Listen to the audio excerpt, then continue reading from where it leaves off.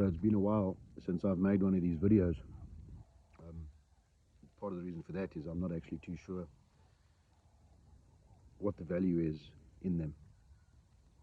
Sometimes it feels like it's just me having a rant at stuff, which is ridiculous because I can rant to whatever I want to, and I don't need to bore other people with my mental ramblings.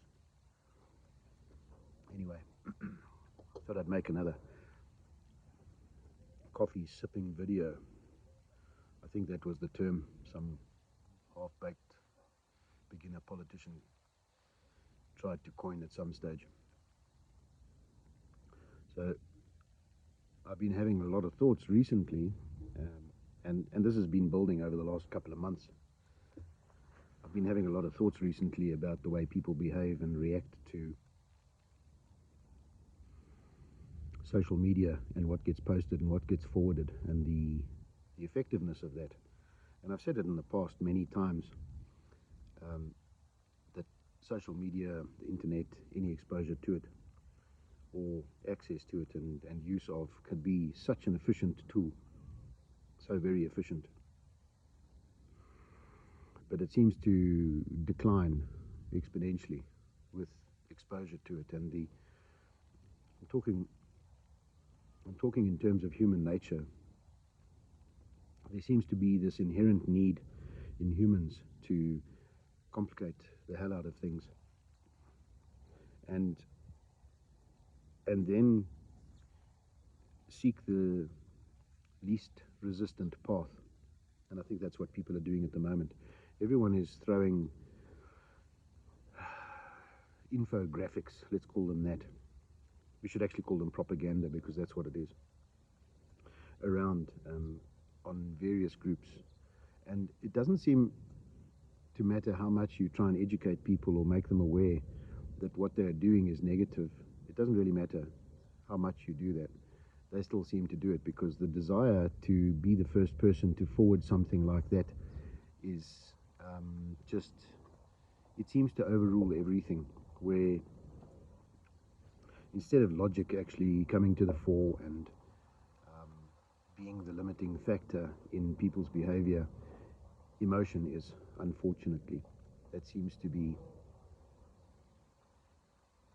an unfortunate thing, but very real nonetheless. And I wonder about how it is that people see that this thing turns out, or if they even bother looking at how it will turn out. The continual forwarding of notices about protest actions, and let's call it what it is, rioting, and the continual effort being put into people actually disrupting things, the continual effort being put in to getting people to think in a particular way and act in a particular way. If that was only being done by the people that are trying to organize the disruption, that would be one thing, and it would be less effective than it seems to be at the moment. But what you have is a situation where the propaganda is forwarded ad nauseum. People don't understand the power of misinformation, and essentially what it is in military terms is counterintelligence. And for that matter, people don't even understand the difference between information and intelligence. So what's going around is unqualified information. It's hints at behavior. That's what it is. And people are falling into the trap every day, and they don't want to let go of the comfort of being able to forward something. Part of that reason is because they don't understand what comes of not having the information. They don't understand or care to admit that they aren't in control of everything to the point that they would like to be. I think that's an important point. And I think people are scared. Fear comes from the unknown.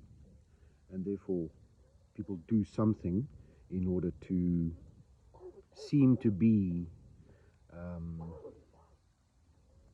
excuse the coughing in the background, people do something in order to be seen to be doing something rather than doing something positive. Everyone has been programmed to think that they need to behave in a particular way, and so that's a big part of the problem here. Or I think it is, at least anyway. You have to ask yourself, what is it that drives you to the point of needing to behave in a particular way without thinking of the consequence? Now, if you're one of those people that's in the last week, 2, 3, 4 weeks, has been forwarding these infographics around about protests, what is it that's making you do that? Ask yourself that question. The fact, is it insecurity and that you need some type of confirmation that something's going to happen? I think that is the answer. But maybe what you should be considering is, when you continually reinforce the idea, whether it's real or not doesn't matter. When you continually reinforce the thinking that something is going to occur, you increase the likelihood of its occurrence. It's that simple. Not a lot of people, the irony of this is not lost on me. Not a lot of people that need to hear this will actually take heed of it. Those that do understand will automatically understand it and behave accordingly before the fact. They haven't been the ones forwarding the stuff around, but unfortunately they're the only ones that are probably going to listen to this, and they'll agree. And those of us that think we are aware will continue doing what we do, and we'll continue watching the people that we consider to be unaware and fearful. So it's maybe a good thing. Actually, I don't know if it is a good thing, but it's probably the only thing that we can do at this stage, is just see how it plays out. But if you're brave enough, ask yourself the question, what role are you playing in this whole game? What are you actually doing that's positive?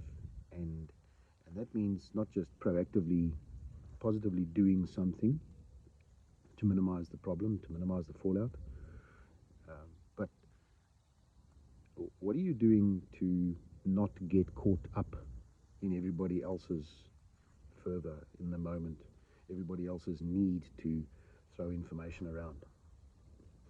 So that's maybe the question I should leave you with. What are you actually doing? What are you doing to not be like the masses?